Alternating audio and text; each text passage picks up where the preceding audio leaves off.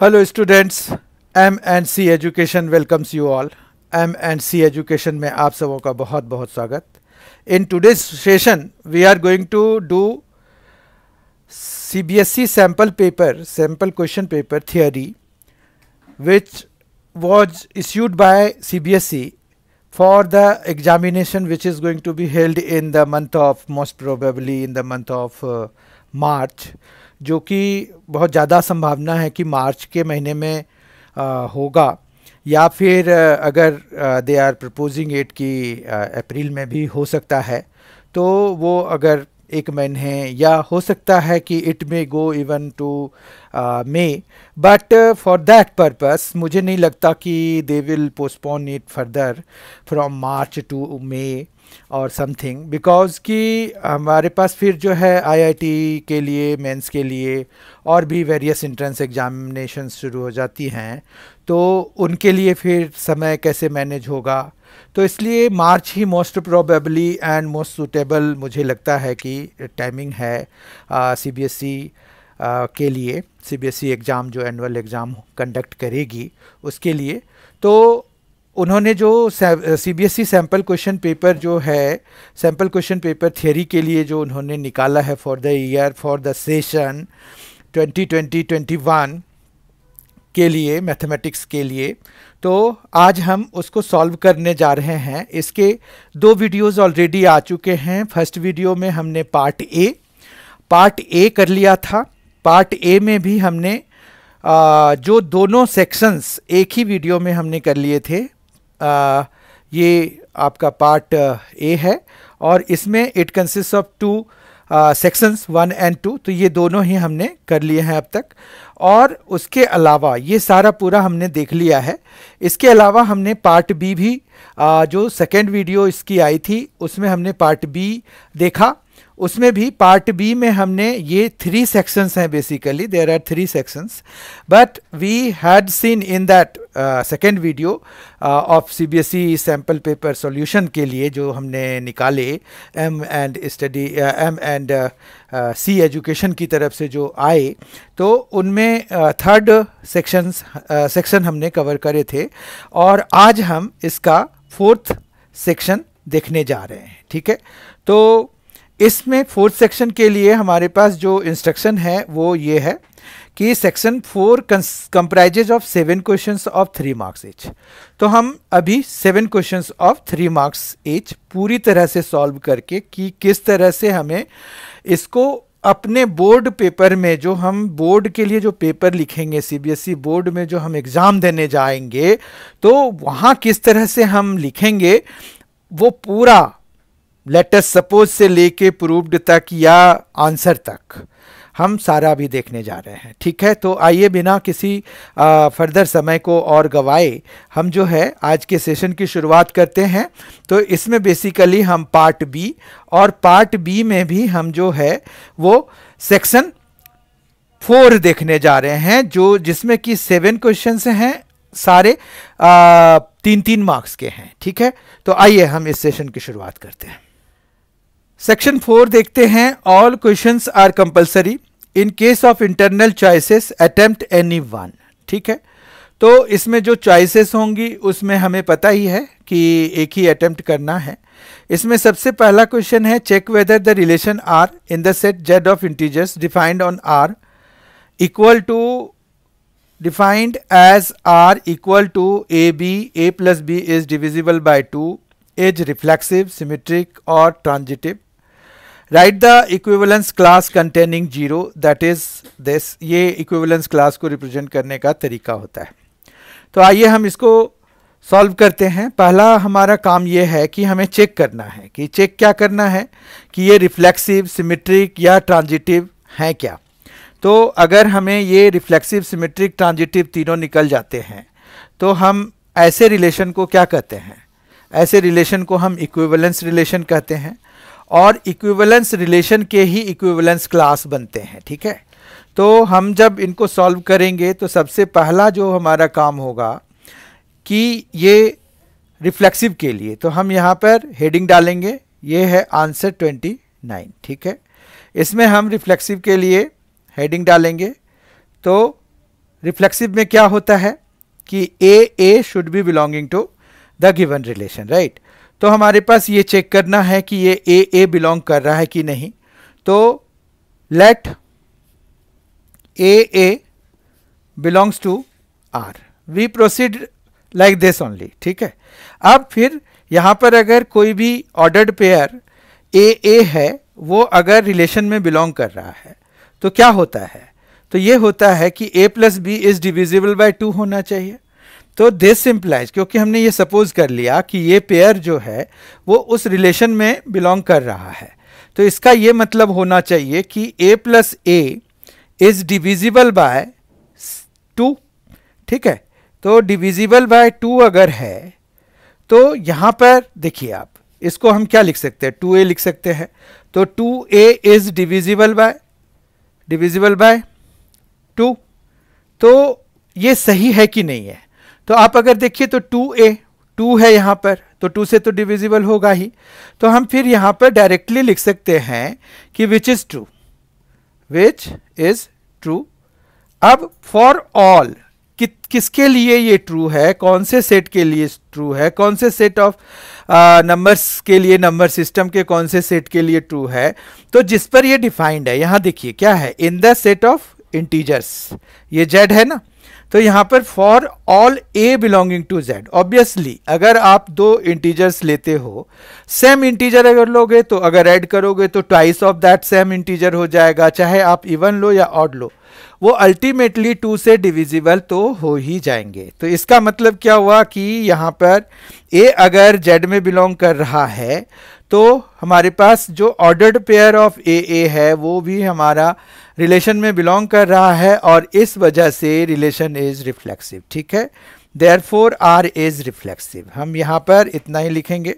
उन्होंने कहा है कि आप चेक करिए कि ये जो है, check whether the relation R in the set Z of integers, check whether the relation R in the set Z of integers defined as R, A plus B is divisible by 2 is reflexive, symmetric and transitive। अब ये reflexive part तो हमने prove कर दिया है। Let us prove now the symmetric part. For symmetric part we do the similar thing here, जैसे हमने reflexive के लिए हेडिंग डाला है उसी तरह से हम सिमेट्रिक के लिए भी हेडिंग डालने वाले हैं। तो हमने जब यहाँ पर सिमेट्रिक के लिए हेडिंग डाल दिया, उसके बाद हम उसको फिर से ये सपोज कर लेंगे कि लेट ए बी, कोई ऑर्डर्ड पेयर ले लेंगे कि वो आर में बिलोंग कर रहा है। तो अब चूंकि हमने एक रिलेशन में बिलोंग करता हुआ एक ऑर्डर्ड पेयर लिया है, तो वो उसके डेफिनेशन को, जो कि a plus B is divisible by 2 है, तो यहाँ पर a plus B is divisible by 2 हो जाएगा, ठीक है, डिविजिबल बाय 2 हो जाएगा, यहाँ तक कोई दिक्कत नहीं है। उसके बाद हमें ये देखना है कि अगर a plus B is divisible by 2 है तो क्या b प्लस ए भी डिविजिबल बाय 2 है। तो yes, b plus A is divisible by 2 होगा, क्योंकि यहाँ पर जो a और b है वो इंटीजर्स हैं। तो यहाँ पर as sum of two integers is commutative, ये प्रॉपर्टी जो है ये क्या कहलाता है, कॉम्यूटेटिव प्रॉपर्टी कहलाता है, ठीक है। तो ये कॉम्यूटेटिव प्रॉपर्टी है, तो sum of two integers is commutative, ठीक है। इस वजह से b प्लस ए भी इसमें डिविजिबल बाय 2 हो गया, ठीक है बात। तो अब जो है दिस इम्प्लाइज b कॉमा ए जो है वो रिलेशन में बिलोंग कर गया। अब देखिए, for each pair A B belonging to R we have B A belonging to R, that means it is symmetric, ठीक है। तो हम यहाँ पर उतना ज़्यादा कुछ एक्सप्लेन नहीं करेंगे, सीधा सीधा हमने ये शो कर दिया कि A B belonging to R implies B A belonging to R, therefore R is symmetric, ठीक है, ये भी हो गया। अब ट्रांजिटिव की बारी आती है। ट्रांजिटिव में हम दो पेयर सपोज कर लेते हैं। ट्रांजिटिव के लिए ट्रांजिटिव हेडिंग डाल दिया हमने, जैसे हम कर रहे हैं उसी तरह से करना होगा, आपको भी पेपर में भी इसी तरह से करना होगा। You can not change the way of solution here. Transitive में हम दो पेयर्स मानते हैं, A B belonging to R and B C belonging to R. ठीक है, इतना आ गया। अब ए बी अगर आर में बिलोंग कर रहा है तो A plus B is divisible by 2 हो गया, डिविजिबल बाय 2। एंड फिर दूसरा भी हो गया कि भाई b plus C is divisible by 2, is divisible by 2।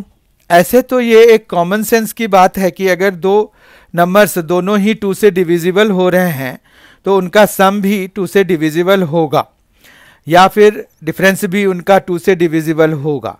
लेकिन हमें जो है इनको फिर से देखना पड़ेगा, करना पड़ेगा। तो यहाँ पर ये है कि अगर a plus B is divisible by 2 है and b plus C is divisible by 2 है। ठीक है, तो हम जो है यहाँ पर दिस इम्प्लाइज हम इसको सपोज कर सकते हैं कि लेट a प्लस बी जो है इज इक्वल टू 2m ले लेते हैं and b plus C is equal to 2n ले लेते हैं।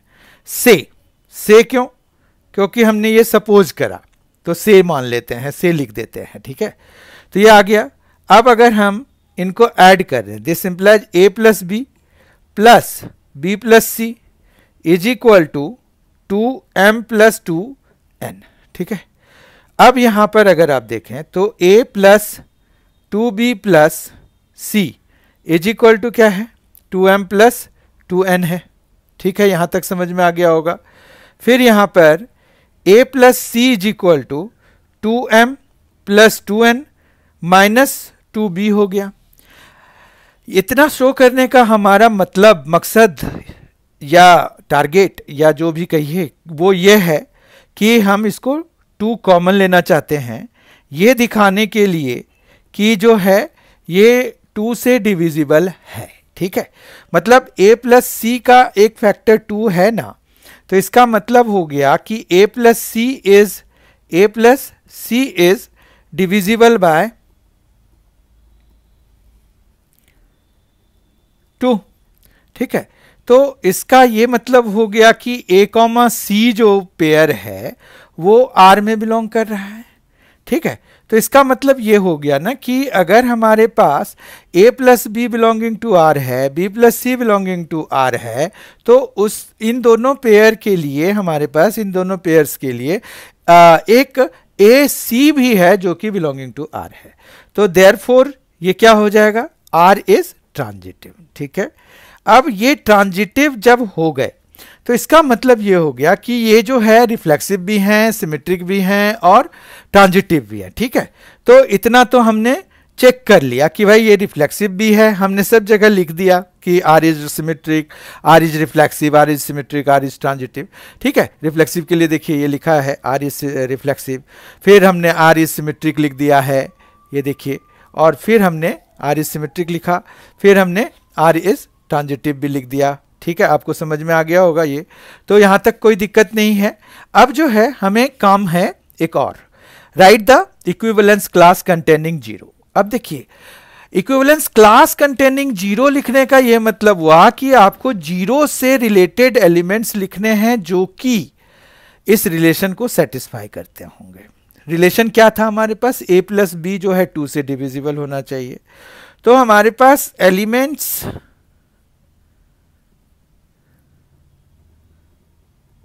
रिलेटेड टू 0R क्या क्या होगा, हम उनको सेट्स की तरह लिखते हैं। तो यहां पर एक तो 0 तो है ही हमारे पास। ठीक है, फिर प्लस माइनस 2 आएगा, क्योंकि 0 में प्लस 2 कर दीजिए या माइनस 2 कर दीजिए, दोनों ही 2 से डिविजिबल होंगे। फिर प्लस माइनस 4 भी हो जाएगा, प्लस माइनस 6 भी आ जाएगा। ठीक है, तो यही हमारा, तो देयरफॉर ये जो इक्विवेलेंस क्लास 0 लिखने को कहा है उन्होंने, तो ये जो सेट हमारा तैयार हुआ है 0 plus minus 2 plus minus 4 plus minus 6 and so on का, तो वो यही है इक्विवेलेंस क्लास 0 है। ठीक है, तो अब हमने ये आंसर इस क्वेश्चन का पूरा कर लिया, जिसमें कि उन्होंने कहा था कि check whether the relation R in the set z of integers on ये डिफाइन किया हुआ है। और फिर reflexive symmetric transitive, write the equivalence class containing 0, that is 0। तो हमने ये भी लिख लिया। आपको समझ में आ गया होगा, ये पूरा सॉल्यूशन आपको अच्छी तरह से समझ में आ गया होगा, आई होप। तो ये है हमारा आंसर, फाइनल आंसर है वो 0 वाले के लिए, बाकी सबका यस यस यस, मतलब 3 चीज़ें उन्होंने पूछी थी तो तीनों का यस यस यस आंसर हो जाएगा। क्वेश्चन नंबर 30 सॉल्व करते हैं अब। इसमें ये है कि आपको y दिया हुआ है, y is equal to exponential x sine square x plus sine x की power x, find dy by dx। तो इसमें हमें क्या करना है, तो यहां पर y is equal to E x sine square x plus sine x की पावर में x दिया हुआ है। अगर आप देखिए तो ये लॉगरिथमिक डिफरेंशिएशन से ये वाला पार्ट सॉल्व होगा, इसमें तो कोई दो राय नहीं है। इसको हम डायरेक्ट डिफरेंशिएशन से भी सॉल्व कर सकते हैं, बट हम जो है इसको मानना तो हमें पड़ेगा u और v, ठीक है। Now we have another option also, another way of doing this as well, but we will apply this method for the time being। यहाँ पर हम इसको u मान लेते हैं, इसको v मान लेते हैं। तो u हमने माना e x sine square x और v हमने माना v is equal to sine x की पावर में x मान लिया, ठीक है। तो अब जो है यहाँ पर log लगाने की जरूरत नहीं है, तो हम डिफरेंशिएट कर देते हैं। Differentiating u is equal to E x sine square X with respect to x on both sides।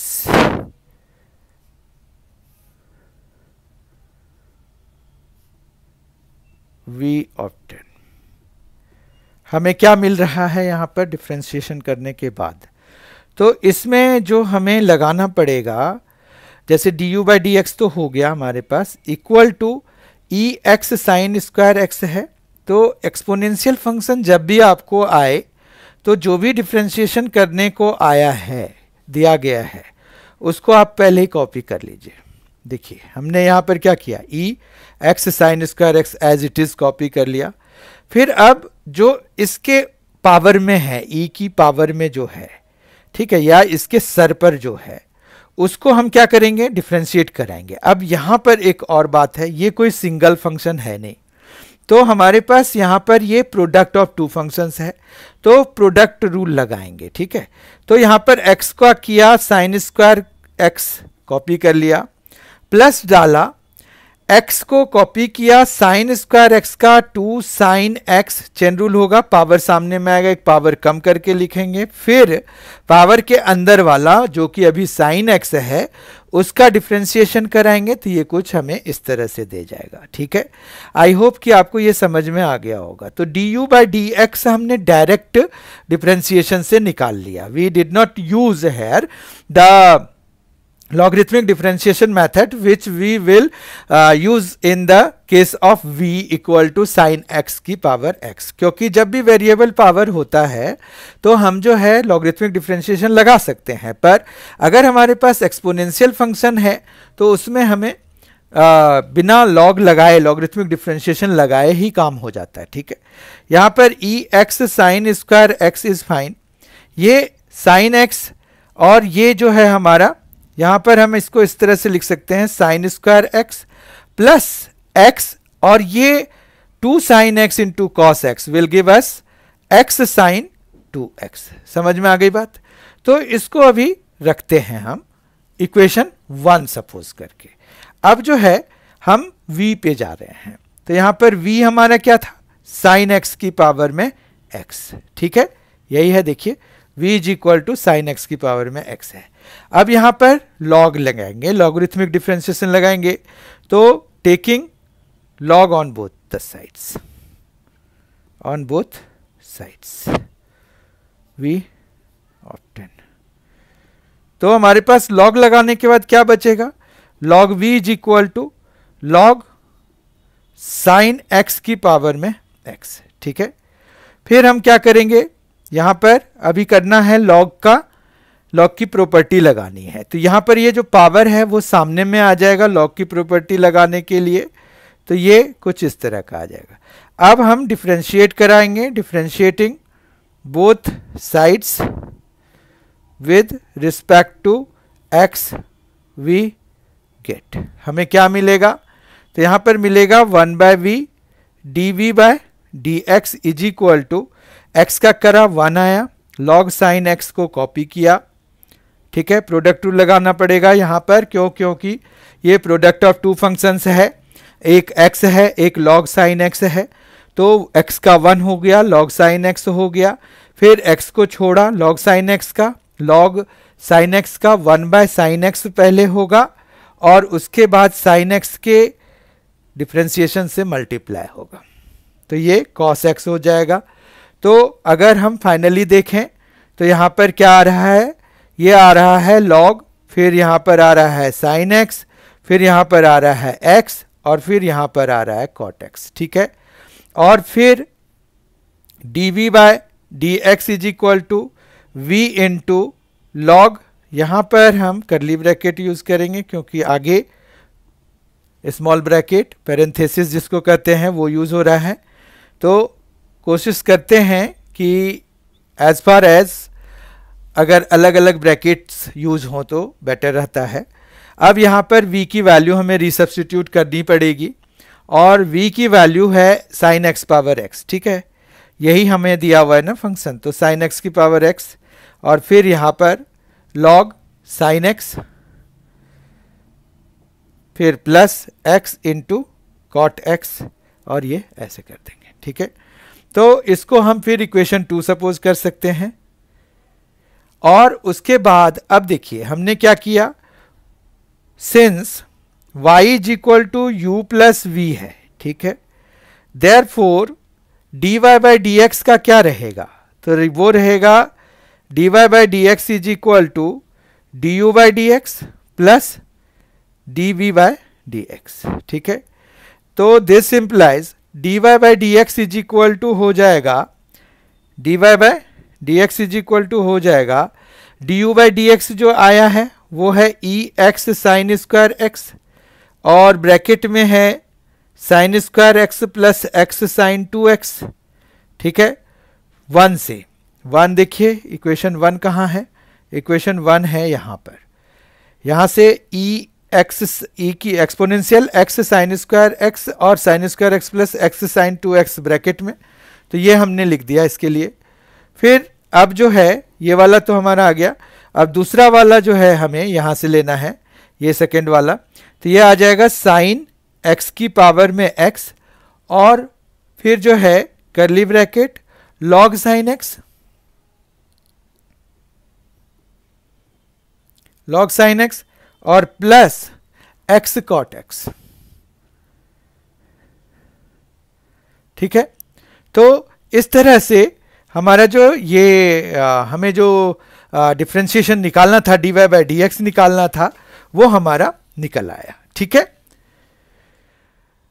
Question number 31 देखते हैं, उसमें है prove that the greatest integer function defined by fx is equal to greatest integer function x 0 less than x less than 2 is not differentiable at x is equal to 1, ठीक है। तो हमें यहाँ पर not differentiable at x is equal to 1 अगर दिखाना है तो हम ये दिखाएंगे कि LHD RHD के बराबर नहीं है at x is equal to 1, ठीक है। तो यहाँ पर पहले तो fx को रीडिफाइन करने की जरूरत है, ग्रेटेस्ट इंटीजर फंक्शन है ना ये, तो ये जो है अगर हम x की वैल्यू 0 से लेके 1 तक लेते हैं तो इसकी वैल्यू 0 आएगा, फिर 1 से बड़ा लेकिन 2 से अगर छोटा लेते हैं तो इसकी वैल्यू 1 आएगी, ठीक है। बस इस तरह से हम इसको 0 से 2 के बीच में रीडिफाइन कर सकते हैं, ठीक है। तो क्योंकि यहाँ पे देखिए नॉट इक्वल टू मतलब equal to is not given there ना, तो हम जो है इसको सिर्फ लेस देन 2 तक के लिए डिफाइन कर सकते हैं और 0 से बड़े के लिए डिफाइन कर सकते हैं, तो हमने वो कर दिया, ठीक है। अब at x is equal to 1 पे आ जाते हैं। At x is equal to 1 जब आप कर रहे हो तो आपको यहाँ पर ये है कि LHD और RHD बराबर नहीं होने चाहिए, ये अपने आप आएंगे ऐसे तो हम यहाँ पर LHD निकालते हैं विदाउट वरिंग अबाउट की what is coming to us. तो यहाँ पर limit x tends to 1 minus लिखते हैं, fx माइनस f1 लिखते हैं, अपॉन x माइनस 1 लिखते हैं। ये LHD का फॉर्मूला हो गया जो कि आपको याद रखना है, ठीक है। अब जो है यहाँ पर limit x tends to 1 minus पे ही रहने देते हैं। fx हमारा क्या होगा, अगर हम LHD की बात करें तो 1 से छोटे के लिए it is defined as 0, right. और जबकि f1 1 पे तो ये 1 ही है डिफाइंड, क्योंकि यहाँ पर इक्वल टू है तो हमारे पास 1 के लिए 1 ही डिफाइंड है, जबकि ये तो x माइनस 1 ही होगा, ठीक है। इस तरह से लिमिट यहाँ पर x टेंस टू 1 माइनस के लिए हम -1 अपॉन x माइनस 1 लिख सकते हैं। अब जो है हमारी ये बारी है कि 1 और ये जो माइनस है पावर में, इसको थोड़ा ढंग का बना लें, तो वो हम बनाते हैं h टेंडिंग टू 0 करके, ठीक है। तो limit h tending to 0 -1 by, यहाँ पर क्या हो जाएगा 1 माइनस h माइनस 1, 1 से ये 1 कट जाएगा, ये 1 बाय h हो गया। तो लिमिट h टेंस टू 0 है और ये 1 बाय h है। इसका सीधा सीधा मतलब ये हो गया कि हमें जो है नॉट डिफाइंड मिल गया LHD, ठीक है। अब RHD पे आते हैं। RHD में हमारे पास फिर से डेफिनेशन उसी तरह का होगा कि limit x tends to 1 plus लिखेंगे, फिर यहाँ पर fx माइनस f1 लिखेंगे, अपॉन में x माइनस 1 लिखेंगे, ठीक है। फिर जब हमने ये लिख दिया उसके बाद इनकी वैल्यू लिखेंगे। तो 1 प्लस के लिए जो ग्रेटेस्ट इंटीजर फंक्शन से हमें मिलेगा वो क्या मिलेगा, 1 मिलेगा, और f1 भी 1 है और नीचे है x माइनस 1।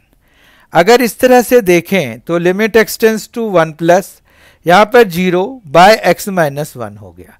ना ये डिसाइड करने के लिए काफ़ी है कि इसकी वैल्यू 0 है, समझ में आ रही बात, क्योंकि 0 है और ये कुछ ना कुछ वैल्यू है जो कि नॉन जीरो है, तो हमारे पास यहाँ पर ये आ रहा है कि 0 आ गया। अब अगर आप देखें तो LHD हमारे पास इन्फिनिटी आया है, RHD हमारे पास 0 आया है। तो बस अब हम अपना फाइनल आंसर लिख देंगे कि since LHD is not equal to RHD, ठीक है, hence fx is equal to greatest integer function this, यहाँ 0 less than x less than 2 is not differentiable, ठीक है, नॉट डिफरेंशिएबल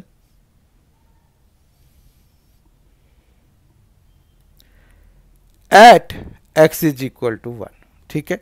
ये प्रूव्ड हो गया, हमें ये प्रूव करना था और हमने ये प्रूव कर दिया, ठीक है। अब देखिए क्वेश्चन नंबर 31 का जो है एक और पार्ट भी है, तो let us solve it. If x is equal to a sec theta, y is equal to b tan theta, find d2y over dx square at x is equal to pi by 6, ठीक है। तो हम जैसे यहाँ पर x is equal to a sec theta दिया हुआ है तो dx बाय d थीटा निकालेंगे। तो sec थीटा का डिफ्रेंसिएशन क्या होता है, a sec theta into tan theta होता है sec थीटा का डिफ्रेंसिएशन, राइट। उसके बाद अगर हम dy बाय डी थीटा निकालें तो वो b sec स्क्वायर थीटा हो जाएगा, क्योंकि tan थीटा का डिफ्रेंसिएशन ये होता है। नाउ dy बाय dx अगर देखें तो ये dy बाय d theta upon dx by d theta के बराबर होगा, ठीक है। अब dy बाय डी थीटा हमारा कितना है, तो ये आ गया sec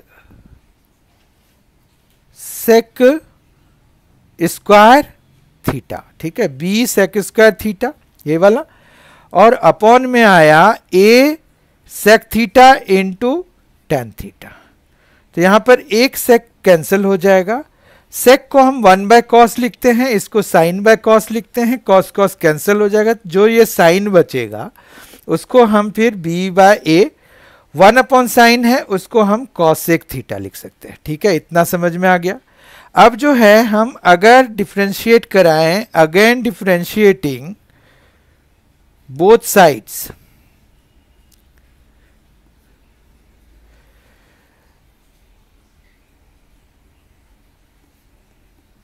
with respect to theta, we will get actually क्या, तो यहां पर हमें मिलेगा d2y over dx square is equal to, ये b by a being constant इसको अलग ही रखते हैं, कॉसेक थीटा का क्या होगा minus cosec theta into cot theta, right, minus cosec theta into cot theta, ये आएगा, साथ में आएगा d theta by d x, ठीक है। यहां पर विद रिस्पेक्ट टू थीटा की जगह एक्स करना पड़ेगा, क्योंकि d y by d x को जब हम एक्स के रिस्पेक्ट में डिफ्रेंशिएट कराएंगे तब हमें d two y over d x square मिलेगा, so with respect to x ना कि थीटा, राइट। तो ये आ जाएगा b by a minus cosec theta cot theta into d theta by d x, right. अब हमारा काम ये है कि इसकी भी वैल्यू हम यहां पर डाल दें, तो ये आ जाएगा, माइनस तो बाहर निकाल दी, तो हम जो है d theta by d x की वैल्यू डालेंगे और हमें निकालना है x is equal to pi by 6 पे। अब यहां अगर देखिए x is equal to pi by 6 somehow is misprinted there ना, हमें basically theta is equal to pi by 6 देना चाहिए, तो हम इसको थीटा ही ले लेते हैं यहाँ पर, ये x ना होके हम we will assume it to be theta, right. तो हमने इसको थीटा ले लिया, सपोज कर लिया कि क्योंकि x तो यहाँ पर कुछ ढंग का आंसर देगा नहीं, तो हमें जो है माइनस बी बाय ए, ये माइनस बाहर निकाल दिया, फिर यहाँ cosec theta cot theta d theta by d x के लिए हमें ज़्यादा दूर नहीं जाना है, ये है, तो इसको हमें 1 बाय, क्योंकि ये d x by d theta है, हमें d theta by d x चाहिए, तो ये आ जाएगा 1 by a sec theta into tan theta, ठीक है, ये आ गया। अब जो है हम वैल्यू निकालेंगे at theta is equal to pi by 6, right, pi by 6 पे हम निकालेंगे, तो यहाँ पर d two y over d x square और at theta is equal to pi by 6, ठीक है, इज इक्वल टू हो जाएगा minus b by a cosec pi by 6 cot pi by 6 into 1 by a sec pi bye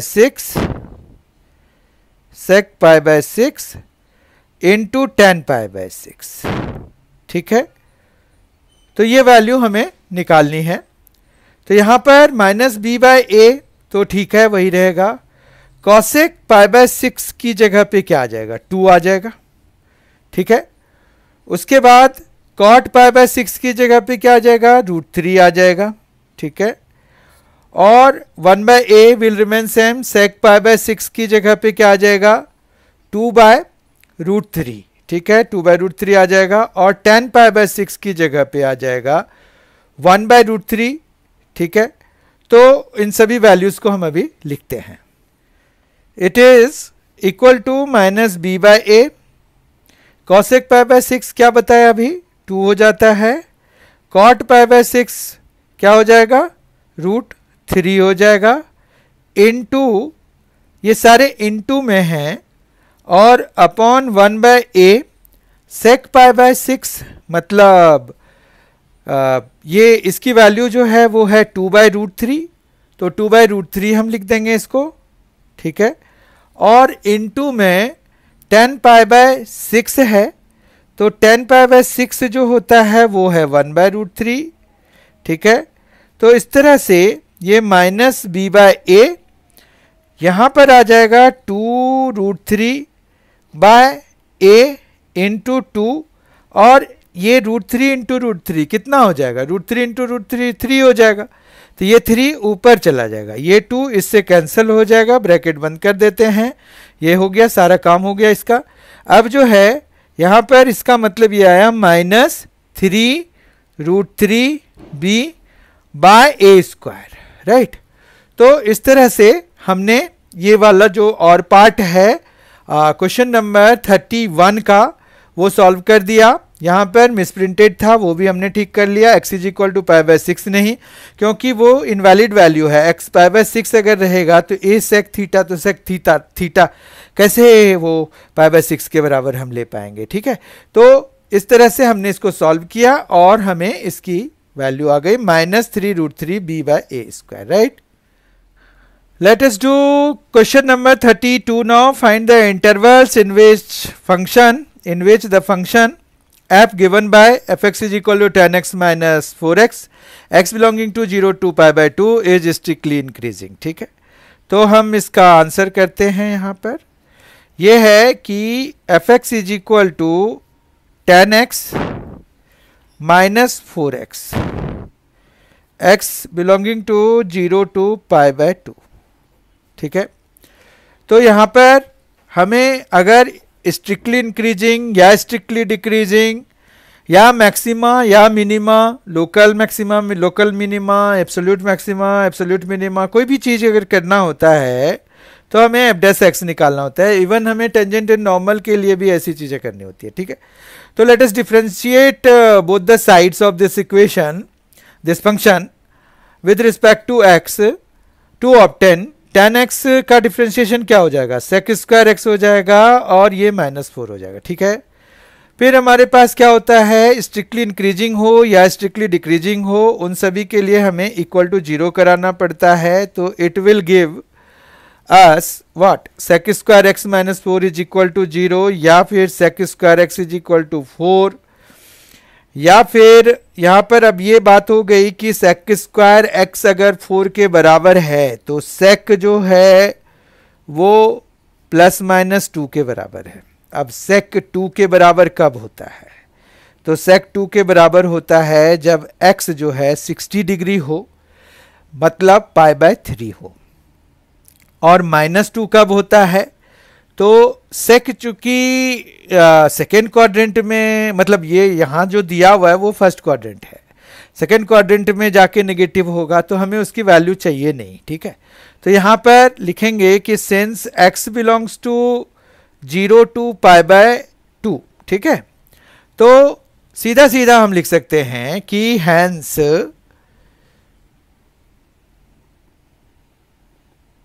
x जो है equal to π/3 हो गया, ठीक है, π/3 हो गया। अब ये π/3 को एक बेस मान के हम यहाँ पर एक नंबर लाइन बनाते हैं। इस नंबर लाइन में हम उतनी ही चीज़ें मार्क करते हैं जितने की हमें ज़रूरत है। तो ये कुछ इस तरह का आ जाएगा। यहाँ पर देखिए 0 से π/2 लिया, क्योंकि हमें जो इंटरवल दिया हुआ है वो 0 से π/2 ही है। और हम फिर यहाँ साइन ऑफ f' पता करने वाले हैं, तो साइन ऑफ f' हम पता कर लेते हैं। तो यहाँ पर π/3 से अगर बड़ी वैल्यू लेते हैं हम कोई भी, तो हम क्या ले सकते हैं जिससे कि हमें ये पता चले कि ये क्या वैल्यू मिलेगा, ठीक है।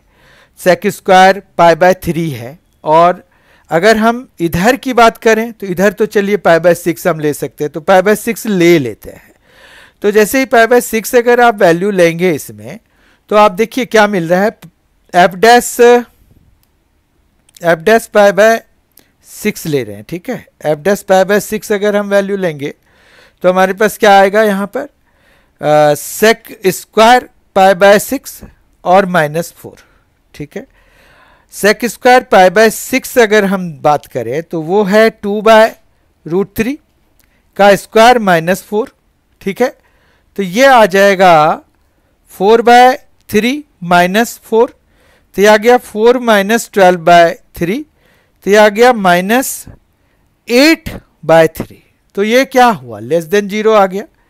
तो यहाँ पर ये आ गया नेगेटिव, ठीक है। आप इसको नेगेटिव लिख दीजिए, मार्क कर दीजिए, नेगेटिव मार्क कर दीजिए, या जैसे लिखा हुआ है वैसे ही लिख दीजिए।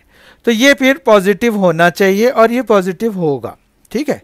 तो हमारे पास इसका मतलब ये हो गया कि अगर हम इनके बीच की कोई वैल्यू लें, अब देखिए कोई अच्छी वाली वैल्यू इनके बीच में लाई करेगी नहीं, क्योंकि ये 60 डिग्री है और ये 90 डिग्री है। तो 75 डिग्री जैसी चीज़ सब की वैल्यू आपको निकाल करके चेक करना पड़ेगा, तो वो आप चेक कर लीजिए। और यहाँ पर जो है ये पॉजिटिव ही आएगा, आप चेक कर लीजिएगा। या फिर एक देख लेते हैं, मान रखिए कि हमें सेक 75 डिग्री हमने ले लिया। सेक 75 डिग्री की अगर हमें वैल्यू निकालनी है तो हम 75 डिग्री को क्या लिख सकते हैं, 30 + 45 लिख सकते हैं। तो हम जो है कॉस का निकाल लेते हैं, ठीक है। तो हम पहले कॉस का निकाल लेते हैं। कॉस यहाँ पर 45 डिग्री + 30 डिग्री निकाल लेते हैं। तो ये क्या आएगा, cos 45 degree into cos 30 degree minus sine 45 degree into sine 30 degree, ठीक है, इतना आएगा। फिर जो है cos 45 degree 1/√2 into cos 30 degree is √3/2 minus 1/√2 into 1/2, ठीक है। तो ये आ गया √3 माइनस 1/2√2, राइट। ये आ गया √3 माइनस 1/2√2। तो ये ग्रेटर देन 0 है, तो ऑब्वियस है कि आपके पास जो सेक वो तो खैर ग्रेटर देन 0, इसका हमें चेक करना भी नहीं है। तो नाउ हम इसको यूज करते हैं f' 75 डिग्री के लिए, ठीक है।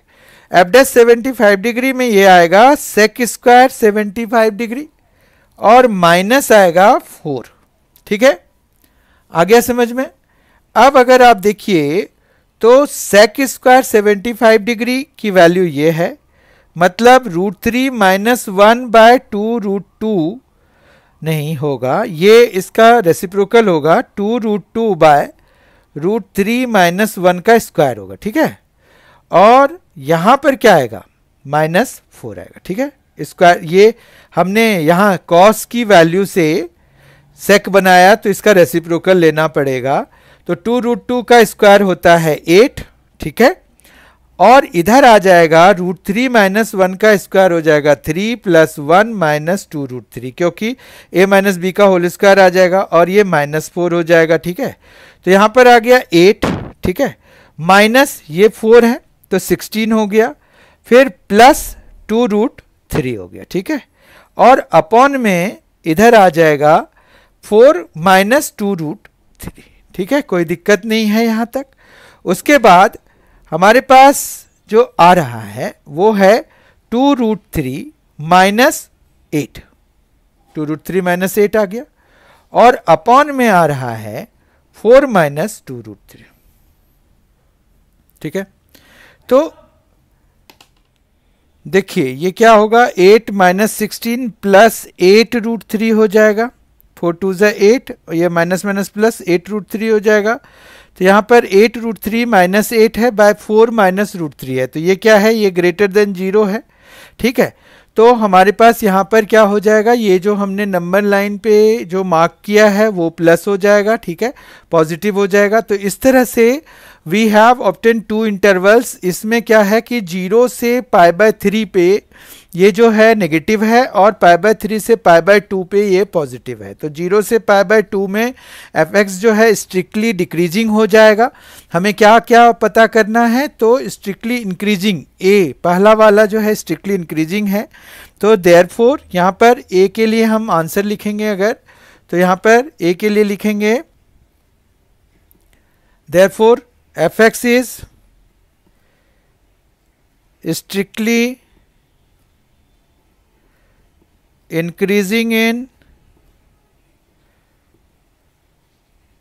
π/3 to π/2, ठीक है। उसके बाद b के लिए देखते हैं, b है यहाँ पर fx is strictly decreasing in π/0 to π/3, right, 0 to π/3, ठीक है। ऐसा इसलिए क्योंकि अगर आप नंबर लाइन देखें तो नंबर लाइन पे आपको पता चल जाएगा 0 से π/3 पे ये नेगेटिव है, तो मतलब 0 से π/3 के लिए ये स्ट्रिक्टली डिक्रीजिंग है fx, और π/3 से π/2 के लिए ये पॉजिटिव है। देखिए साइन ऑफ f' पॉजिटिव है। पॉजिटिव क्यों है ये भी हमने वेरीफाई कर लिया। पहले हमने उसके लिए cos की वैल्यू निकाली, cos a प्लस बी का फॉर्मूला लगाया, या cos x प्लस वाई का फॉर्मूला आप लगा लीजिए। तो cos x cos y minus sine x sine y का फॉर्मूला लगाया, उसमें हमारा x 45 डिग्री, y हमने 30 डिग्री डाला, और इस तरह से ये जो है हमारे पास ये आ गया √3 - 1/2 √2 आ गया। और उसके बाद जो है हमने f' x की वैल्यू इवेलुएट करी 75 डिग्री पे, क्योंकि π/3 मतलब 60 डिग्री होता है। π/3 किसके बराबर हो गया? 60 डिग्री के बराबर हो गया। ये 90 डिग्री के बराबर हो गया, तो इसके बीच में कहीं पर हम 75 डिग्री सपोज कर सकते हैं यहाँ पर जैसे। ठीक है, बात समझ गए? तो हमने सारा अच्छी तरह से चेक कर लिया, उसके बाद कंक्लूजन निकाला कि ये जो fx है strictly increasing in the interval π/3 से π/2 and fx is strictly decreasing in 0 to π/3। आइए अब क्वेश्चन नंबर 33 करते हैं। उसमें हमें इंटीग्रेशन का एक क्वेश्चन है। इसमें एक स्पेशल बात ये है कि x² + 1 upon x² + 2 into x² + 3 है। इसका मतलब ये हुआ कि आप इसमें x² को पहले t वगैरह कुछ सपोज कर लीजिए और फिर पार्शियल फ्रैक्शन मेथड लगा दीजिए। ठीक है, तो यहाँ पर ये है कि let i is equal to, आप सपोज कर लीजिए कि भाई x² + 1 upon x² + 2 into x² + 3 है, dx है। फिर हम यहाँ पर let x² + 1 by x² + 2 into x² + 3 is equal to t + 1 by t + 2 into t + 3 ले लेते हैं, और फिर हम आगे बढ़ते हैं, इसको equal to a by t + 2 ले लेते हैं, प्लस b बाय t + 3 ले लेते हैं, फिर एलसीएम लेंगे तो ये आ जाएगा a into t + 3a plus b into t + 2b। ठीक है, ये देखिए at 3a bt 2b। ठीक है, और अपॉन में आ जाएगा इन दोनों का प्रोडक्ट, तो t + 2 और t + 3। ठीक है, तो यहाँ पर जो है अगर आप देखिए तो a + b है इंटू t है, प्लस 3a + 2b है, और अपॉन में है t + 2 इंटू t + 3। ठीक है, अब जो है यहाँ पर कंपेयर करते हैं लाइक पावर्स को। तो अगर आप देखें तो यहाँ t का कोफिशिएंट 1 है और कांस्टेंट भी 1 है। इसका मतलब है a + b भी 1 हो जाएगा और 3a + 2b भी 1 हो जाएगा। तो हमें क्या क्या है? दोनों ही 1 है, मतलब this implies a + b is equal to 1। इसको आप इक्वेशन 1 सपोज कर लीजिए। 3a + 2b is equal to, it is also equal to 1। ठीक है, अब जो है यहाँ पर हम ऐसा कर सकते हैं कि 2a + 2b is equal to 2। कहाँ से?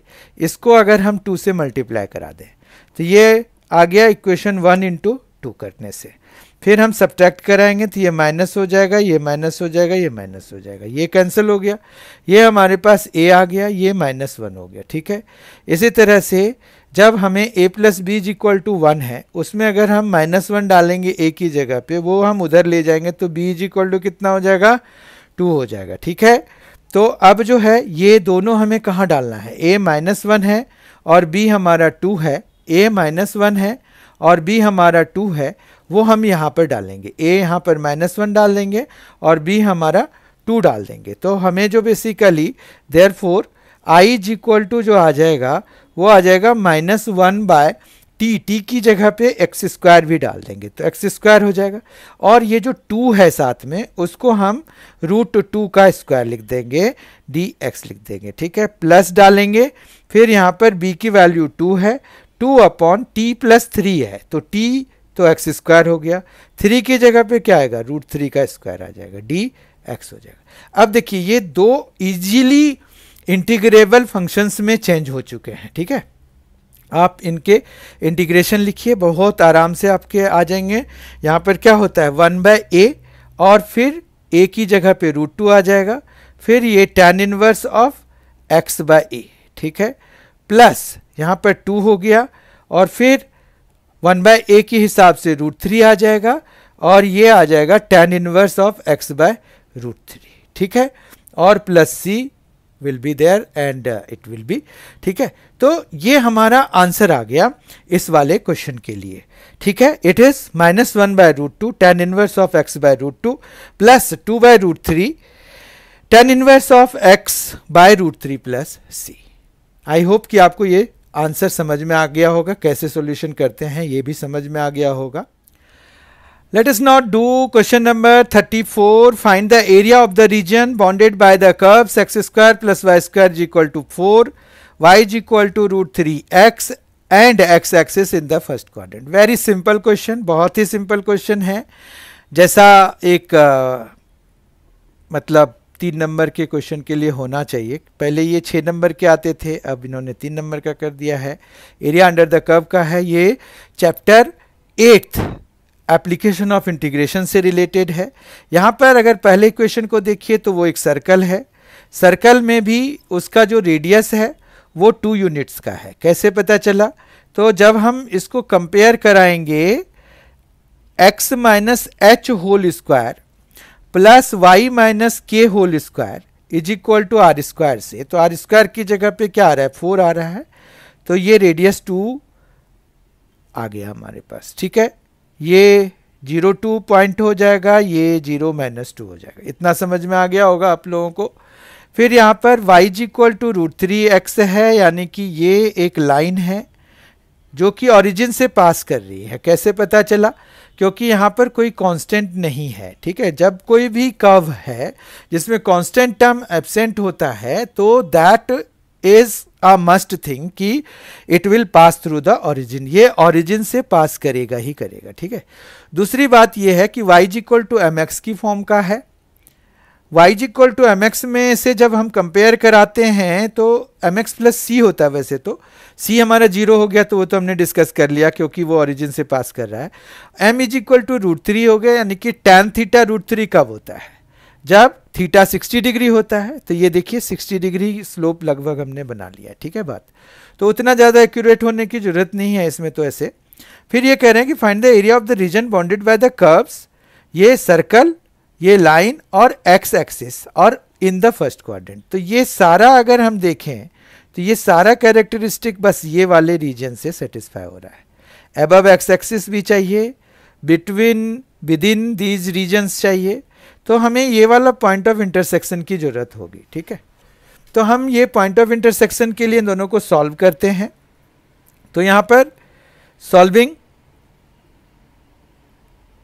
X square plus y square is equal to 4 and y is equal to √3x we get, तो ये आ जाएगा एक्स स्क्वायर प्लस ये √3x अगर हम यहाँ y की जगह डालें तो it will be 3x square is equal to 4।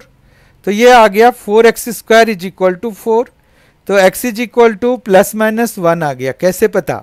ये देखिए 4 से डिवाइड करा दिया, 1 आ गया। x स्क्वायर 1 कब होगा? जब x प्लस या -1 हो। तो यानी कि x की वैल्यू तो हमें मिल गई, -1 तो यहाँ वाले को रिप्रेजेंट होगा, तो हमें उसकी ज़रूरत नहीं है, हमें इसकी ज़रूरत है क्योंकि हमें फर्स्ट क्वाड्रेंट में वो चाहिए, एरिया चाहिए। तो यहाँ पर ये 1 ले लेंगे हम। अब y के लिए क्या लेंगे? तो y के लिए यहाँ डाल दीजिए, √3 आ जाएगा। तो ये आ गया हमारे पास, ठीक है। तो यहाँ पर 1 हो गया। अब एरिया फंक्शन बनाना हमारे लिए इंपॉर्टेंट है। एरिया फंक्शन के लिए हम क्या करेंगे? एरिया इज इक्वल टू लिखेंगे 0 से लेकर के कहाँ तक? 1 तक, और सिर्फ इस लाइन को इंटीग्रेट कराएंगे ताकि ये जो ट्रायंगुलर पोर्शन है वो एरिया मिल जाए। समझ पा रहे हैं आप? तो हमने ट्रायंगुलर पोर्शन के एरिया के लिए इंटरवल 0 से लेके 1 तक लिया और इस कर्व को लिया, क्योंकि इस वाले रीजन के ऊपर अगर हम चलें तो यहाँ पर यही लाइन है हमारे पास। तो इस लाइन की इक्वेशन है √3x, तो let us take that √3x dx। फिर हमें प्लस करना है 1 से लेके 2 तक और ये वाले पोर्शन को। तो यहाँ पर 1 से 2 लेंगे और क्या लेंगे? ये जो सर्कल का है ना पार्ट, तो उसकी y वैल्यू लेंगे। तो y वैल्यू यहां से निकालेंगे। y वैल्यू के लिए क्या हो जाएगा, 4 माइनस एक्स स्क्वायर और उसका रूट, तो 4 माइनस एक्स स्क्वायर का रूट और फिर dx। ठीक है, अब हम जो भी इसकी वैल्यू आएगी वही हमारा आंसर हो जाएगा। तो let us find its value. तो ये √3 को बाहर कर देते हैं, एक्स स्क्वायर बाय 2 हो गया, 0 से 1 हो गया, प्लस डाला। यहाँ पर ये 4 जो है वो 2 स्क्वायर हम कर सकते हैं, तो ये होता है x by 2 root under of a square minus x square plus a square by 2 sine inverse of x by a। ठीक है, और फिर यहाँ 1 से 2 तक जो हमारा इंटरवल है वो लेंगे। ठीक है, इतना समझ में आ गया। अब जो है फर्स्ट पार्ट को देखते हैं, √3 है, ये 1/2 हो जाएगा, माइनस 0 हो जाएगा, क्योंकि ये 0 जब डालेंगे 1 डालेंगे तो 1/2 आ जाएगा। ठीक है, प्लस यहाँ पर देखिए 2 जब डालेंगे तो ये वाला पार्ट 0 हो जाएगा, क्योंकि यहाँ 2 स्क्वायर हो जाएगा तो 4 हो जाएगा, ये खत्म हो जाएगा। फिर ये ऑलरेडी 2 है और साइन इनवर्स 2/2 हो गया, तो 2 साइन इनवर्स ऑफ 1 आ गया, क्योंकि 2/2 1 हो जाएगा। फिर यहाँ माइनस कराएंगे, क्योंकि ये अपर लिमिट डाल के हमने वैल्यू इवेल्युएट कराया, इसका 0 हो गया, इसका साइन इनवर्स ऑफ 1 और 2 तो था ही हमारे पास। अब माइनस डाला, 1 डालेंगे तो 1/2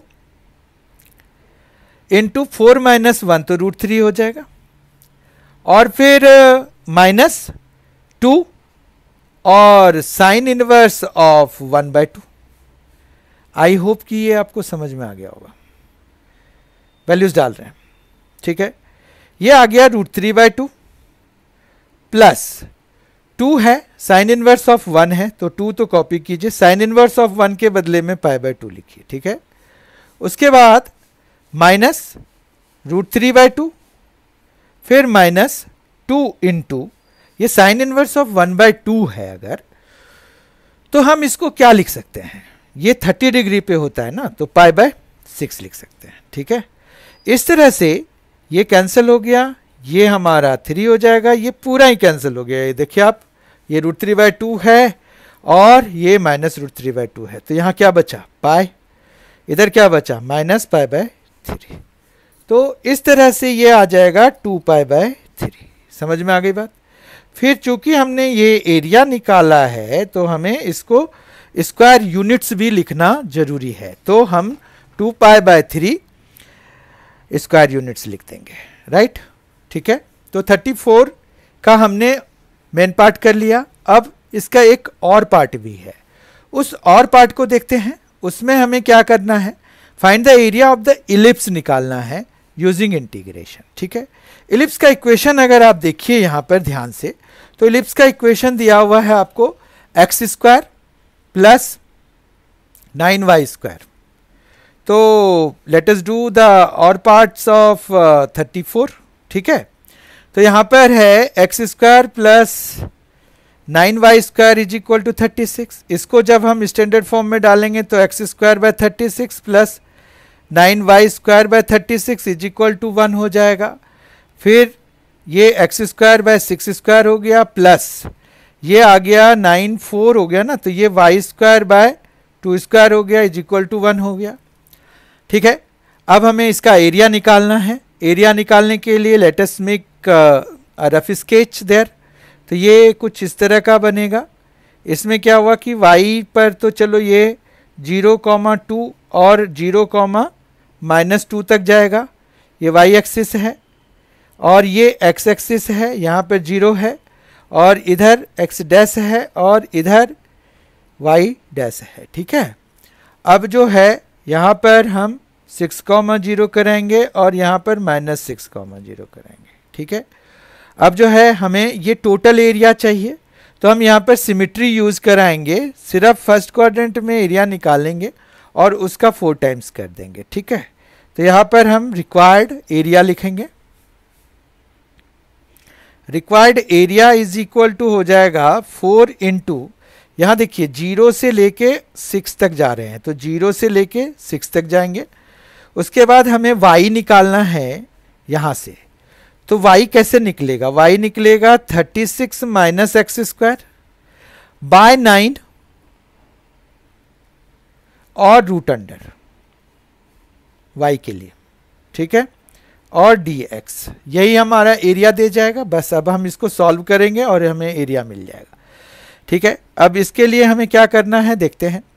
यहाँ पर 4 हमने इसलिए किया था क्योंकि हमने एक ही क्वाड्रेंट में एरिया निकाला और फिर ये चारों पर, चूंकि सिमेट्रिकल होता है इलिप्स का जो ये कर्व जो हम बनाते हैं ग्राफ, वो symmetrical about both the axes होता है, एक्स एक्सेस और वाई एक्सेस दोनों के सिमेट्रिकल होता है। अब यहाँ पर देखिए ये 9 को हम 3 बना के बाहर निकाल रहे हैं, यहाँ तक कोई दिक्कत नहीं है। फिर ये 0 से 6 है, root under of 6 square minus x square है, तो ये root under of a square minus x square वाला हो गया। और हम जो है इसको 4/3 यहाँ पर क्या लिख सकते हैं, x/2 रूट अंडर ऑफ 36 ही ले लेते हैं minus x square plus A square by 2 मतलब 36/2 साइन इनवर्स ऑफ x/6, और ये है 0 से 6 तक के लिए। ठीक है, अब अगर हम देखें तो हम इसकी वैल्यूज लगा देते हैं।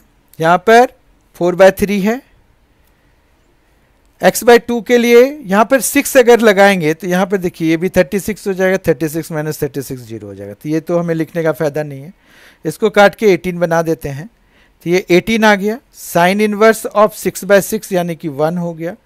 फिर माइनस कराएंगे, जब 0 डालेंगे तो ये पार्ट 0 हो जाएगा, ये भी 0 हो जाएगा, तो ये पूरा 0 हो गया। इस तरह से ये आ गया 4/3।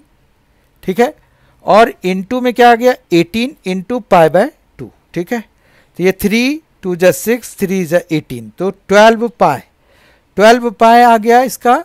और स्क्वायर यूनिट्स वो तो एरिया है इसीलिए। ठीक है, तो 12 पाई स्क्वायर यूनिट्स इसका एरिया आ गया, और यही हमारा आंसर आ गया। हमारे पास इलिप्स के एरिया को वेरीफाई करने का एक तरीका है जो कि शॉर्टकट है। Actually area of ellipse pi a b आप ले सकते हैं, जिसमें कि ए बी जो उनका यूजुअल होता है वही है। तो ए यहाँ पर क्या है 6 है, बी हमारा यहाँ पर 2 है, और पाई, तो पाई ए बी कितना हो जाएगा 12 पाई हो जाएगा, जो कि हमारा जो ऑब्टेंड आंसर है वो है। ठीक है, तो आप पाई ए बी से चेक कर सकते हैं कि हमारा जो एरिया आया है बाय यूजिंग इंटीग्रेशन वो सही है कि नहीं है। तो इस तरह से हमने 34th क्वेश्चन का और पार्ट भी कर लिया, जिसके कि आंसर 12 पाई स्क्वायर यूनिट्स हमने ऑब्टेन करे हैं। ठीक है, 12 pi square units, you can see it here, ये है। ठीक है, कोई दिक्कत नहीं है। सेक्शन 4 का लास्ट क्वेश्चन है जो कि 35th क्वेश्चन है इस पूरे सैंपल पेपर के लिए। वो है find the general solution of the following differential equation. बताने की जरूरत नहीं है ये किस चैप्टर से रिलेटेड है, तो ये डिफरेंशियल इक्वेशन से रिलेटेड है। तो लेट अस सॉल्व इट। तो यहाँ पर हमने ये 35 लिख दिया, x d y minus y plus 2x square d x is equal to 0। सबसे पहला और फॉरमोस्ट काम जो होता है हमारा किसी भी डिफरेंशियल इक्वेशन से रिलेटेड क्वेश्चन को सॉल्व करने के लिए, वो होता है कि आप पहले उनके जो फॉर्म है वो किस फॉर्म का क्वेश्चन है ये आप आइडेंटिफाई कर लो।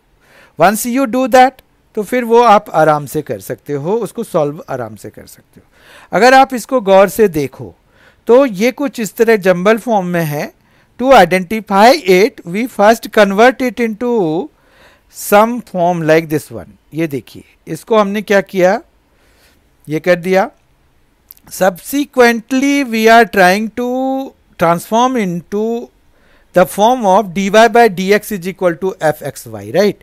ये हमने कर दिया। यहाँ पर क्या किया, ये जो dy वाले टर्म्स थे इधर dx वाला, फिर हमने dy by dx कर दिया और इधर ये x फिर ला के इधर डिवाइड करा देंगे। ये समझ में आ गया। अगर आप इस तरह से देखें तो हमारे पास यहाँ पर क्या आ गया, dy by dx is equal to y by x plus 2x। ठीक है, ये आ गया समझ में।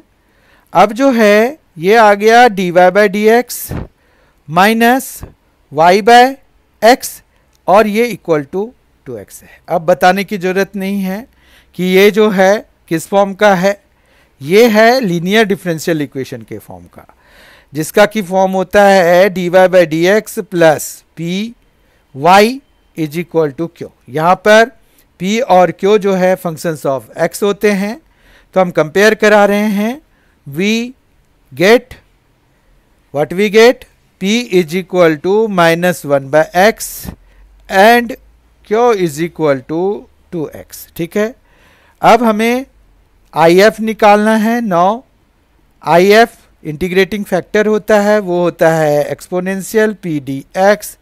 ये आ गया exponential, P is -1/x dx, और फिर ये आ जाएगा एक्सपोनेंशियल माइनस लॉग x। यहाँ पर रिमेंबर हम मॉड नहीं लगाते, प्लस सी नहीं लगाते। जब भी हम IF लिख रहे होते हैं तो उसमें हम ये चीज़ का ध्यान रखते हैं। तो ये आ गया E, यहाँ पर आ गया log x की पावर में -1। ठीक है, तो ये आ जाएगा x की पावर में -1, क्योंकि E और log कैंसिल हो जाते हैं। ठीक है, तो ये बेसिकली आ गया 1/x। आपको समझ में आ गया होगा कि इंटीग्रेटिंग फैक्टर इसका क्या है। तो देयरफॉर अब सीधा ना हम इसका सॉल्यूशन ही लिखते हैं। देयरफॉर रिक्वायर्ड सॉल्यूशन इज, सीधा हम इसका सॉल्यूशन ही लिखते हैं, and therefore required solution is, वो हो जाएगा हमारे पास y into IF is equal to Q into IF dx plus c। ठीक है, अब y इंटू IF हमारा आया है 1/x is equal to Q है 2x, Q देखिए 2x है, और इंटू में IF 1/x है, dx है, प्लस c, x से x कैंसल। तो ये आ गया y/x is equal to 2 dx plus c।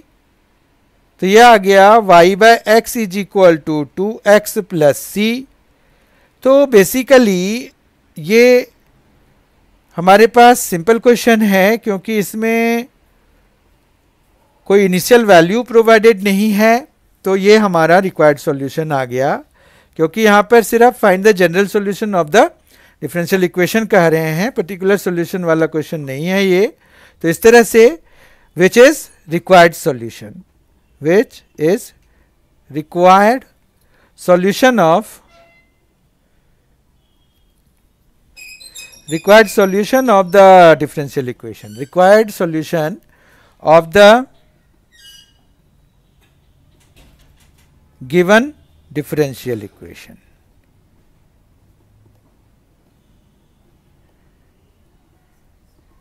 ठीक है, इस तरह से आज हमने पार्ट बी का सेक्शन 4 कर लिया, और अब नेक्स्ट जो हमारा वीडियो आएगा सैम्पल पेपर के सॉल्यूशन के लाइन में, वो होगा सेक्शन 5 के लिए। तो वो भी आपको बहुत जल्द अवेलेबल करा दिया जाएगा। आई होप कि आपको ये जो हमने क्वेश्चंस डिस्कस किए आज सैम्पल पेपर 2020-2021 मतलब 2020-21 के लिए जो सैम्पल पेपर CBSE ने इश्यू किया था, उसका पार्ट बी का सेक्शन 4 जो हमने उसके जो 7 क्वेश्चंस एंड विद ऑप्शंस, तो 2 ऑप्शंस भी थे इसमें, वो भी हमने डिस्कस किए। तो वो सारे आपको अच्छी तरह से समझ में आ गए होंगे।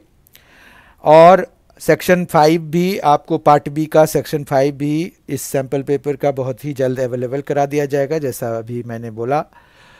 तो तब तक के लिए thank you so much for being with us. बहुत अच्छी तरह से आप लोग तैयारी कीजिए। इसमें जो भी सपोर्ट बनता है मेरा, मैं करने के लिए तैयार हूं और कर ही रहा हूं।